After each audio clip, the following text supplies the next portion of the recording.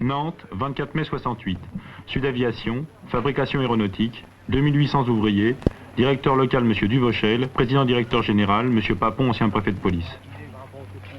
Le drapeau rouge des travailleurs flotte sur une usine habitée, entretenue, gérée et défendue par ses ouvriers. Charlot va nous parler. Ainsi, le standard est assuré par les grévistes. De même que le poste de secours du service de santé. Non, il va nous faire un référendum sur l'intéressement. Alors là, il va bien falloir prendre une position. Hein. La cantine est gratuite, matin, midi et soir. Le ravitaillement étant assuré en partie par des paysans et marailleurs sympathisants. Oui, voilà quoi, je pense que c'est bon. Hein. La garde est assurée, de jour comme de nuit, par des postes de garde numérotés de 1 à 26.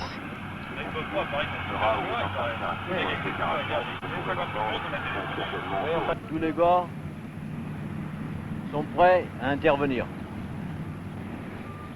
Alors on est tous des bons camarades et malgré tout, toute la nuit que nous passons ensemble,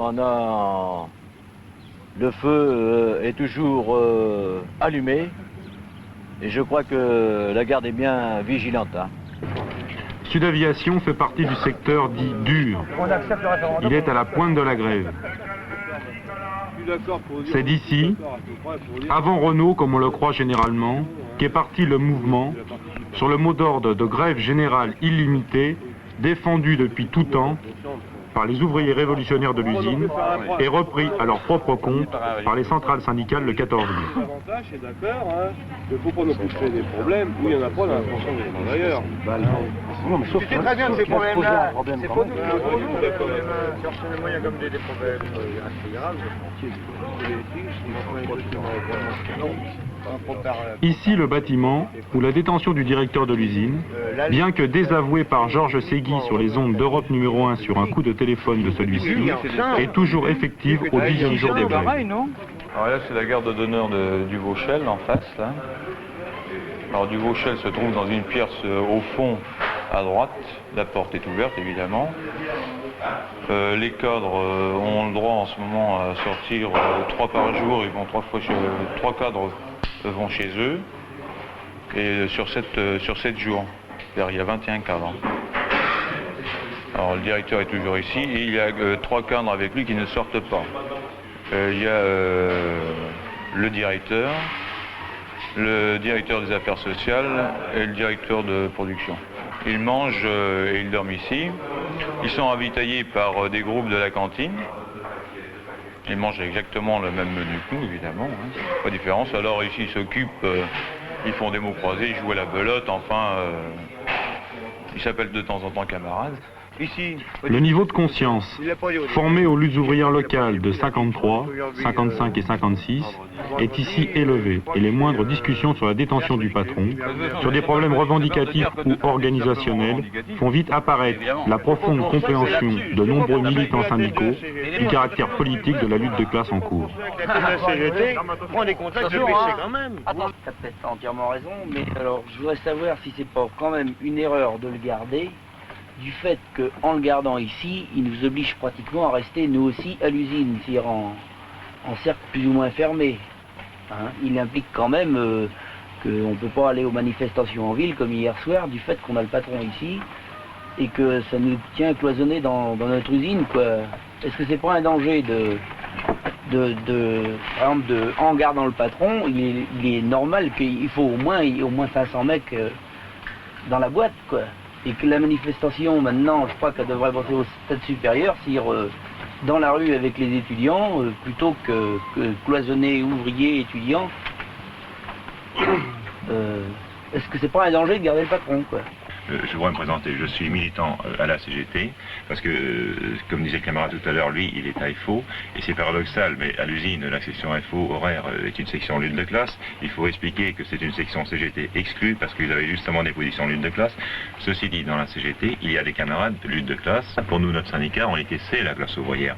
Et pour un camarade militant lutte de classe conséquent et révolutionnaire, donc conséquent, hein, et pas aventuriste, ça veut dire qu'il faut travailler là où il y a la classe ouvrière, c'est-à-dire à la CGT et à FO.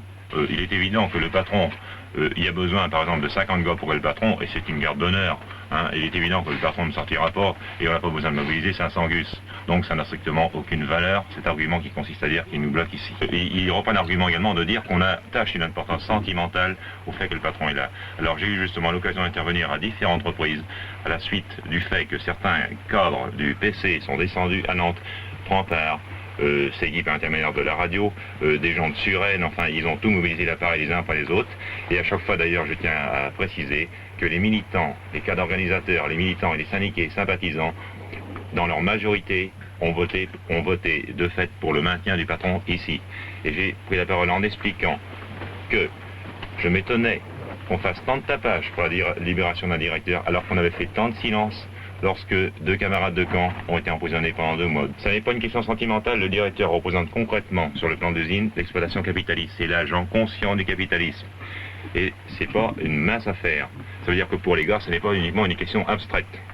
Et ce qu'il faut bien comprendre maintenant, je pense que c'est ça qu'il faut expliquer, pour quelles raisons les appareils justement font tout pour libérer le patron. Alors là, on arrive au plan général. En ce moment, on a des appareils syndicaux et politiques qui, c'est évident, sont pourris. Ils ne veulent pas remettre en cause le capitalisme. La différence d'avec 36, par exemple, c'est qu'en 36, le capitalisme pouvait se permettre de donner un certain nombre d'avantages pour des raisons, il y avait les colonies, etc. Aujourd'hui, non seulement il ne peut plus rien donner, mais il est obligé de remettre en cause ce qu'il a donné antérieurement. Ça veut dire que les appareils, les partis dits de gauche, prenant le pouvoir et ne voulant pas remettre en cause les structures même du capitalisme pour faire le socialisme, voulant s'arranger avec le capitalisme d'une part, d'autre part, le capitalisme ne pouvant rien donner, ils sont au pied du mur, ils sont bien embêtés. Ça veut dire que pour eux, la seule porte d'issue, c'est de désamorcer la bombe. Et actuellement, les interventions de Ségui, la rupture d'avec l'UNEF, mais qu'est-ce que c'est si ce n'est pas des tentatives répétées de désamorcer la bombe? La discussion est sévère entre syndicalistes orthodoxes et syndicalistes révolutionnaires qui veulent organiser la grève de comité de grève en un comité central national de grève comme expression potentielle du pouvoir de la classe ouvrière face au pouvoir bourgeois. Moi j'ai répondu que c'est une question de construction de lutte de classe. Ah, c'est sûr. C'est sûr, c'est ça le problème. Et moi j'estime que toutes les organisations syndicales, quelles qu'elles soient, sont ouvertes à tous les travailleurs. D'accord. Voilà. On est tous d'accord pour dire qu'il faut nécessairement une organisation pour aboutir au succès. Et l'organisation, c'est le comité de grève. Toi, tu la vois que sous la forme de comité de grève. Tu penses que ça peut favoriser, disons, l'expression de camarades qui ne sont pas syndiqués ou même de ceux qui sont syndiqués. Nous, on pense qu'on a des outils de travail qu'il ne faut pas négliger, qu'il faut peut-être démocratiser, je ne sais pas, élargir. C'est un fait que les militants ne peuvent pas tout voir, ni tout faire. Je suis d'accord avec toi. Mais je pense qu'on a aussi un outil qui ne convient pas de sacrifier, tu comprends, au nom, tu comprends, de quelque chose d'assez fantomatique, qu'on appellera comité de grève, ou assemblée générale de travailleurs. Fais-moi pas dire ce que j'ai pas dit. Les syndicats ont leur place dans les comités de grève. On a toujours expliqué que les syndicats avaient leur place dans les comités de grève, seulement il faut les élargir. Et puis dis donc, tu parles d'une organisation, je suis d'accord avec toi, mais comment veux-tu donner confiance aux travailleurs? Et c'est en les alliant à ton combat. Et les alliés, c'est d'organiser le comité de grève. Qu'ils entrent dans les organisations syndicales. Alors, tu crois que Jésus ou quoi, toi? Il y a combien de syndiqués à la boîte? Bon alors, il y a combien de mecs dans les postes? Il n'y a pas que des syndiqués dans les postes, alors il faut que tout le monde y soit dedans. Mais tu penses que parce que tu feras un comité de grève, automatiquement tu syndiqueras tout le monde? Non, il y a des mecs qui ne sont jamais syndiqués, j'en suis persuadé. Bon alors. Mais seulement ils sont tous en grève avec toi, il n'y a pas que toi qui fais la grève, bon Dieu. Il n'y a pas que les mecs qui font la grève. Mais ils peuvent la faire avec les syndicats. C'est pour ça qu'il faut faire un comité de grève avec y compris les organisés. De toute façon, il fait ce qu'il y a, de toute façon c'est le comité. Moi je te dis franchement, je suis pas sûr. Qu'est-ce que tu veux faire? Moi je vais te citer un exemple. Le préfet il a demandé l'autorisation aux 3 organisations syndicales d'organiser les inhumations, les histoires de pharmacie et les toubibs. Pourquoi aux 3 organisations syndicales? Pourquoi ils étaient obligés de téléphoner 3 fois? Pourquoi est-ce que ce matin ils ont été obligés de prendre la décision de faire un comité de grève? Parce qu'ils sont obligés de se réunir en permanence pour organiser la grève. Parce que le seul moyen de la gagner, c'est de l'organiser. Opposition officielle de la CGT et de la CFDT s'opposera clairement à un délégué faux, militant trotskiste révolutionnaire. Que le comité de grève soit nécessaire. C'est-à-dire que, oui, précise ta pensée. De toute façon, actuellement par Bassu d'aviation, le comité de grève, qu'on le veuille ou non, il est en place. En fait, le comité de grève, c'est un nom qu'on va donner, c'est tout. C'est pas autre chose. Donc c'est-à-dire que tu penses pas qu'il... Disons que même actuellement, par exemple, on donne la possibilité aux gars de s'exprimer, de la même façon que s'il y avait un comité de grève. Qu'est-ce que ça changera les gars, par exemple, quand on est à la salle, qu'ils soient syndiqués ou non syndiqués, ils s'expriment. Qu'on le veuille ou non, le syndicat, c'est l'expression élémentaire du mouvement de la classe, c'est-à-dire son organisation spontanée, tendant à s'organiser pour la défense des intérêts particuliers au sein de la société capitaliste. C'est donc un organe de défense au sein de la société capitaliste. Le comité de grève, c'est autre chose. Le comité de grève, c'est le rassemblement de toute la classe. D'une part parce que le syndicat, et là on est obligé de le constater également, ne rassemble qu'une fraction de la classe. En général d'ailleurs, bon encore que dans notre pays, enfin dans notre région, la syndicalisation soit plus forte, mais on prend la région parisienne par exemple, c'est abominable, c'est quelque chose comme, je sais pas moi, 5 ou 10% par exemple, encore je crois que je suis très large. Alors que dans nos régions, ça doit tourner quand même autour entre 30 et 40%. Ceci dit, ça reste de toute façon quand même une minorité syndicale. En plus que dans le code de la lutte, il faut bien comprendre que la lutte, elle pose des problèmes autres que ceux que les syndicats peuvent résoudre. C'est-à-dire que le syndicat, je disais tout à l'heure, c'est un organe de défense des intérêts des travailleurs dans le cadre de la société capitaliste. Le syndicat ne peut pas, lui tout seul, émanciper la classe ouvrière de l'ensemble de ses aspirations, ce genre de choses. Le comité de grève, c'est le rassemblement de la classe dans son ensemble. C'est-à-dire que c'est les travailleurs en grève. Et les travailleurs en grève, c'est tout le monde. Et le comité de grève a cette autre qualité, qui est d'abord essentielle, c'est qu'il tend à devenir l'embryon du pouvoir ouvrier. C'est-à-dire qu'à partir de l'organisation de la classe, le comité de grève représentant la classe dans son ensemble, il pose des problèmes dans son ensemble en fonction même du développement de la lutte. Les comités de grève représentant les aspirations globales de la classe ouvrière et tendent à créer une dualité de pouvoir au sein de la société capitaliste. Il y a d'un côté l'État bourgeois représenté par l'ensemble de ses forces de répression juridique, policière, etc., le gouvernement et ces choses-là. D'un autre côté, le comité de grève, c'est l'embryon, si l'on veut, du pouvoir ouvrier face à l'État capitaliste, c'est-à-dire face à ses flics, c'est-à-dire que le comité de grève, c'est aussi son propre armement, parce que qu'est-ce que c'est qu'un piquet de grève? Ce n'est pas autre chose que le début de l'armement du prolétariat dans cette histoire. C'est-à-dire, on dit, c'est un organe de combat, même s'il n'y a pas les fusils, etc., toutes ces choses-là, mais ça veut dire qu'il protège les grévistes, il protège, qu'est-ce qu'on fait à l'usine, sinon ça. Bon. Le comité de grève rassemble donc tout ça, et tend à dépasser le cadre. D'ailleurs, c'est normal, il ne peut pas se substituer au syndicat, mais il tend à dépasser le cadre syndical pour poser des problèmes plus larges. Bon. C'est-à-dire que, et obligatoirement à partir du comité de grève, se pose le problème d'une liaison sur un double aspect. Sur le plan syndical, les organisations syndicales ne peuvent pas poser d'une manière générale les problèmes politiques fondamentaux. C'est-à-dire que le syndicat reste généralement au plan revendicatif, même si obligatoirement il pose des problèmes politiques, mais il ne peut pas le pousser jusqu'à son maximum, dans la mesure même où, je le disais, le syndicat ne rassemble qu'une fraction de la classe ouvrière. Le comité de grève en se développement, en se coordonnant au niveau des localités, au niveau des quartiers, au niveau des départements, au niveau national, crée une structure de l'État ouvrier embryonnaire au sein même de la société bourgeoise. C'est-à-dire qu'il pose le problème de savoir qui va être le maître dans le pays de l'État capitaliste ou de la classe ouvrière. De la même manière qu'à l'usine, le comité de grève et les piquets de grève posent le problème qui est le maître, le patron ou les ouvriers. Aujourd'hui, le fait même qu'on détienne le patron à l'usine, c'est le problème de la dualité de pouvoir dans cette usine qui est le maître, le patron ou les ouvriers. À l'échelle nationale, un comité central national de grève, par exemple, étant structuré sur des comités de base à tous les échelons, là c'est le problème de l'État ouvrier naissant, si l'on veut, qui tend à se développer, à organiser. Je vais vous donner un exemple précis. Moi ce matin, on a été, tiens, était avec moi je crois bien, on était au comité de grève des enseignants et parents d'élèves de Rezé. Eh bien, qu'est-ce qui a été discuté à cette assemblée générale du comité de grève des parents d'élèves de Rezé et des enseignants? Il a d'abord été discuté de la situation générale en fonction même du référendum de De Gaulle. Ensuite, il a été discuté de comment il fallait organiser la grève pour tenir les instituteurs, organisation matérielle, etc. Mais également discuter comment on peut aider les travailleurs en grève dans les usines pour que les enfants puissent aller dans les garderies, par exemple gardés par les instituteurs. Comment, par exemple, on va aller voir les commerçants pour qu'ils puissent faire des crédits et qu'ils soient avec nous. Bon, c'est-à-dire qu'il y a toute une organisation de la vie économique qui passe entre les mains de la classe ouvrière et non plus... Enfin, il y a toujours cette dualité de pouvoir qui existe en fonction même de l'existence de ce comité de grève. C'est-à-dire que le comité de grève tend à organiser la vie sociale d'une nouvelle manière. C'est ça le rôle du comité de grève. Alors, bien sûr, à partir de ce stade, c'est toute la compréhension du mouvement qui est en cause. Deux choses l'une. Ou on considère que la grève qui rassemble aujourd'hui 10 millions de travailleurs, c'est simplement une grève économique pour essayer de décrocher quelques milliers de francs, ce genre de choses, et puis qu'après on recommencera comme avant.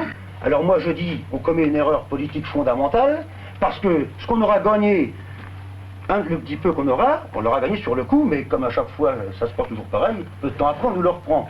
Bon, moi je dis qu'au stade de la grève, on est rendu aujourd'hui, d'ailleurs tout le monde le sait, on ne peut plus dire que c'est une grève uniquement économique, c'est une grève politique au sens large du terme. C'est-à-dire qu'elle remet en cause, elle tend à remettre en cause la société dans laquelle on est, le régime gaulliste et l'ensemble de, comment dirais-je, de ces forces de répression de l'État capitaliste en définitive. Et c'est comme ça que je pense qu'il faut poser le problème du comité de grève, à savoir l'organisation de la classe, qui est le maître dans le pays, les travailleurs ou l'État capitaliste. Si nous sommes tous d'accord pour dire que, en ce qui concerne le mouvement actuel, qu'il y a quelque chose de profond qui se passe et que l'aspiration fondamentale des travailleurs, justement, est d'aboutir à un changement politique profond, c'est-à-dire de structure, en fait donc une remise en cause de la société capitaliste. Ça, c'est un point d'accord. Mais où nous divergeons, c'est sur les moyens d'y parvenir. Je dis très franchement, je regrette qu'il ne soit pas là, que je pense que les méthodes, les moyens que préconise Eurocton ne me semblent pas particulièrement adaptés à une société moderne où tout, quand même, les rouages de l'économie sont devenus beaucoup plus complexes qu'elles ne l'étaient il y a simplement 50 ans, où prévalaient les idées que développait Eurocton. Je pense sincèrement qu'elles ne sont plus adaptables au type de société moderne dans laquelle on vit. Je suis d'accord par contre avec lui pour dire que actuellement dans l'entreprise, dans les entreprises occupées, il y a une dualité de pouvoir réel de fait qui se met en place, quoi. Mais est-ce que c'est pour autant que nous avons résolu le problème du pouvoir politique posé au plan de l'État, avec tout ce que ça comporte de rouages dans l'économie, etc., l'administration, etc.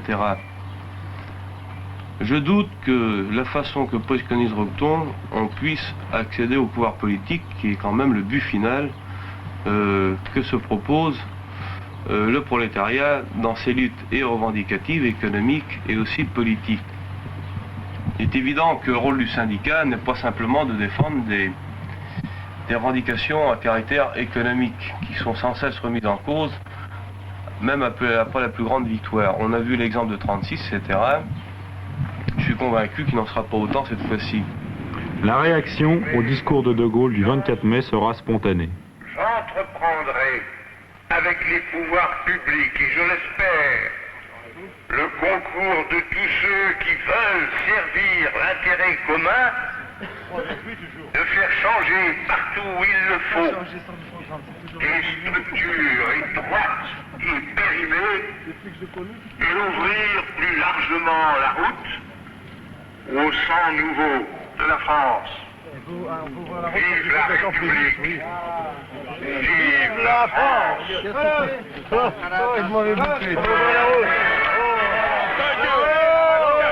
L'international! C'est la lutte! Envoyez l'international maintenant!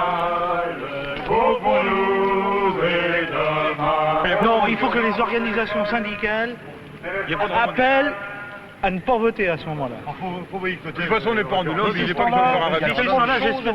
Oui. La révolution. Le soir même, après les paysans, les étudiants manifesteront devant la préfecture. Le lundi suivant, une manifestation centrale de 40 000 personnes se déroulera dans la ville où Alexandre Hébert fera le discours le plus applaudi. De nature entre l'action des étudiants, celle des enseignants, des agriculteurs avant-hier et des ouvriers, pour tous, c'est la remise en cause du gaullisme, la remise en cause du système capitalisme d'exploitation de l'homme par l'homme, incapable de régler les problèmes posés aux citoyens du pays. Il nous faut, mes camarades, déjouer les menaces tendant à diviser notamment les ouvriers des étudiants.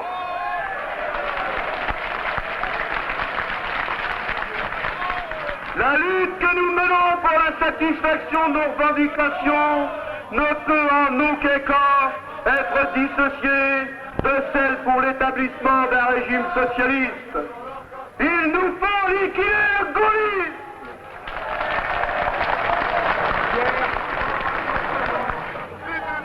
Tout à l'heure, notre camarade Lefranc se plaignait que De Gaulle voulait rejeter sur les enseignants la responsabilité de sa carence. Ce n'est pas nouveau. La bourgeoisie n'a pas tellement d'imagination. En 1940 déjà, le prédécesseur de De Gaulle, le maréchal Pétain, c'était déjà de la faute aux instituteurs. Et aujourd'hui, De Gaulle, tout comme Pétain, a pour revendication, pour répondre aux 10 millions de grévistes, eh bien, il fait don de sa personne. Merci du cadeau. Camarades, il ne faut pas oublier le pouvoir manœuvre. Le pouvoir manœuvre à Bordeaux, à Nantes, Paris, partout, chaque fois que nos camarades étudiants manifestent, on sort les CRS. Pourquoi? Pourquoi? Parce que le gouvernement sait bien que comme les travailleurs, les étudiants sont allergiques au poulet. Ils savent très bien qu'en sortant les CRS, ils prennent eux-mêmes l'initiative des violences qu'ils dénoncent ensuite et ils tentent ainsi de séparer la classe ouvrière des étudiants. Eh bien, camarades, ce mauvais coup, ils ne le réussiront pas. Savez-vous la dernière? Vous avez tous entendu parler de cet étudiant qui s'appelle Cohn-Bendit. Vous savez-vous ce qu'on dit actuellement? On prétend que c'est un agent du NPD. Je prétends, moi, que les agents du pouvoir qui disent ça d'un étudiant juif allemand dont les parents ont subi la persécution des nazis, je prétends que c'est une ignominie. Voilà, camarades, la vérité.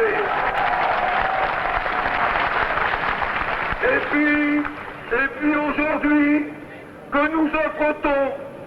Eh bien, un plébiscite. Un plébiscite. De Gaulle dit, c'est moi ou le chaos. Et il nous demande de le plébisciter pour quoi faire?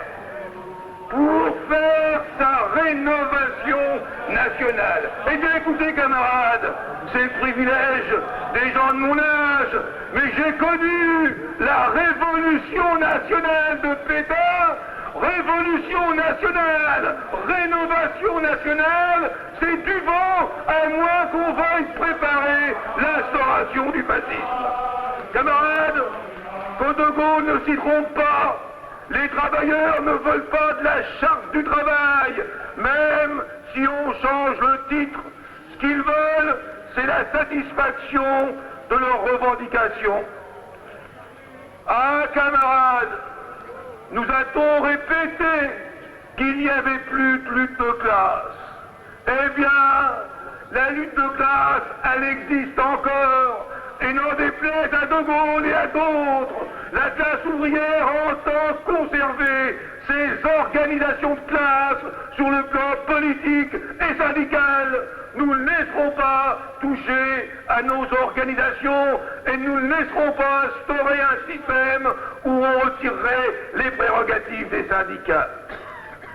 Nous voulons, nous aussi, l'abrogation des ordonnances, de toutes les ordonnances, non seulement la sécurité sociale, mais aussi cette ignominie, cette dégueulasserie d'ordonnance sur l'intéressement qui voudrait, camarades, alors qu'on bloque vos salaires, que vous prêtiez votre argent au patron. Voilà ce que c'est que l'intéressement.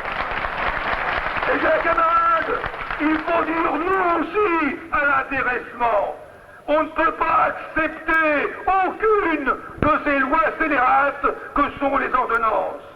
Et puis, c'est vrai, la lutte n'est pas finie.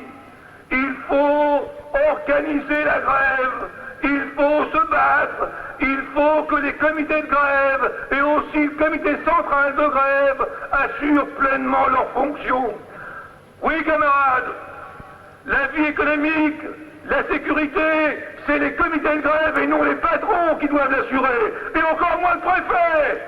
Eh bien, camarades, il faut que ce magnifique mouvement soit victorieux. Et pour qu'il soit victorieux, il faut d'abord une condition, que nous restions tous unis.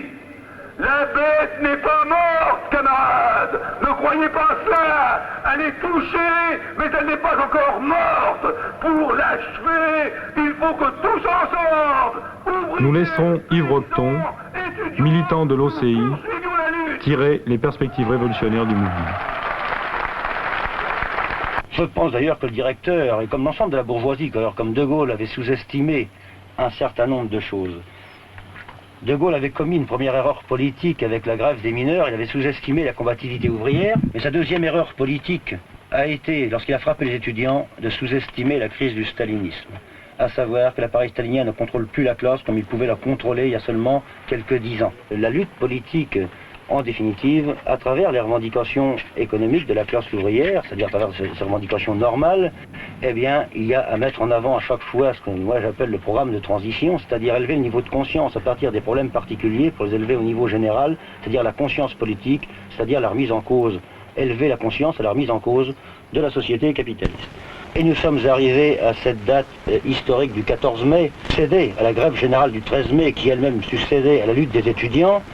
Et la démonstration avait été faite à Nantes le 13 mai, puisque nous avons failli prendre la préfecture, et nous avons obtenu pour les étudiants entière satisfaction sur leurs revendications, c'est-à-dire que les travailleurs ont compris que le dialogue entre guillemets mis en place par le régime et les directions traditionnelles ne conduisait qu'à l'impasse, mais non seulement à l'impasse, mais au fait tout simplement que l'avantage acquis était remis sans cesse en cause, et qu'il n'y avait qu'une solution, se battre. C'est-à-dire que la loi de la lutte des classes, que des Malais et compagnie nous expliquent à longueur de colonne, nous ont expliqué à longueur de colonne qu'elle n'avait plus lieu, eh bien aujourd'hui la lutte des classes reprend ses droits, et personne ne oserait dire aujourd'hui à la radio ou à la télévision que la lutte des classes est dépassée et qu'on peut parler en définitive d'un intérêt commun. Bien sûr, De Gaulle peut toujours le faire, mais c'est toujours par rapport à sa propre politique et pas par rapport aux intérêts de la classe ouvrière. Tout le monde peut vérifier qu'effectivement aujourd'hui la tâche immédiate du prolétariat, et d'ailleurs pas seulement en France mais à l'échelle mondiale, c'est de construire sa direction révolutionnaire. C'est-à-dire, en ce qui me concerne moi, c'est la construction de la 4e internationale. Et je pense que ça, c'est la plus grande leçon que doit tirer, y compris dans la grève qui se développe, parce qu'elle n'est pas finie. On doit tirer cette leçon, c'est qu'on doit, en définitive, face aux directions traditionnelles de la classe qui ne défendent plus les intérêts, justement, fondamentaux de cette classe ouvrière, pas seulement leur but immédiat, mais le but du mouvement dans son ensemble, c'est-à-dire sa finalité, eh bien, il doit se construire dans ce pays et à l'échelle internationale cette direction révolutionnaire, c'est-à-dire celle qui est inscrite dans la chair et dans le sang des travailleurs, le programme de transition. C'est Lénine, je crois qu'il disait ça en 1917, il écrivait ça, avant 1917, je crois que c'est dans Que faire, il expliquait l'arme du prolétariat, c'est l'organisation. Et effectivement, face à la bourgeoisie, qui elle est organisée, qui a son État, c'est-à-dire ce qu'on rencontre tous les jours quand on est en grève, c'est-à-dire ses forces de police, sa magistrature. Bon, eh bien, face à cette organisation de la bourgeoisie, le prolétariat, il doit construire ses propres organisations dans leur ensemble et sa propre direction révolutionnaire, c'est-à-dire la construction d'un authentique parti ouvrier.